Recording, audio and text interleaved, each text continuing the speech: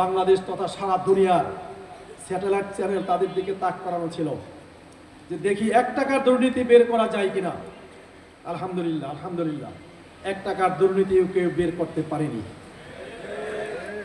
আমাদের আলী হাসান মোহাম্মদ মুজাহিদ ভাই প্রথম যেদিন মন্ত্রণালয় গিয়েছিলেন সেদিন অনেক আয়োজন থাকে, আপনারা জানেন। উনি সব আয়োজন দেখতেছিলেন।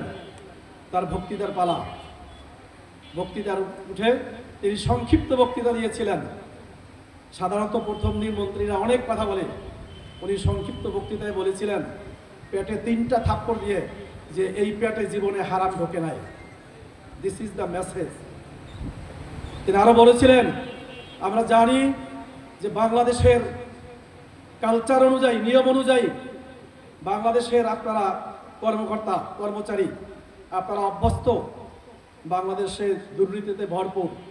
যদি কেউ অভ্যাস থেকে থাকে আপনারা বলেন, তাহলে অভ্যাস যদি পরিবর্তন করতে না পারেন আপনাদেরকে নিরাপদে, আপনাদের কোনো ক্ষতি হবে না, অন্য মন্ত্রণালয় দিয়ে দেব। কিন্তু সমাজ কল্যাণ মন্ত্রণালয় চাকরি করবেন আর 1 টাকা দুর্নীতি করবেন, সেটা বরদাস্ত করা হবে না।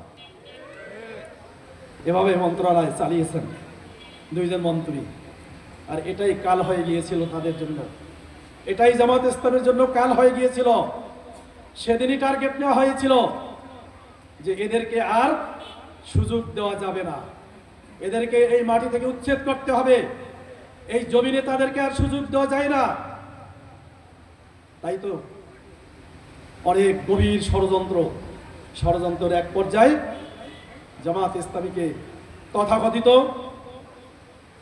জুডিশিয়াল কিলিংয়ের মাধ্যমে অন্যায়ভাবে নিরপরাধ মানুষগুলোকে তারা ফাঁসিতে ঝুলিয়েছে। আমাদের অসংখ্য ভাইদেরকে জীবন দিতে হয়েছে, অসংখ্য ভাইয়ের ব্যবসা নষ্ট হয়ে গেছে, চাকরিচ্যুত হয়েছে।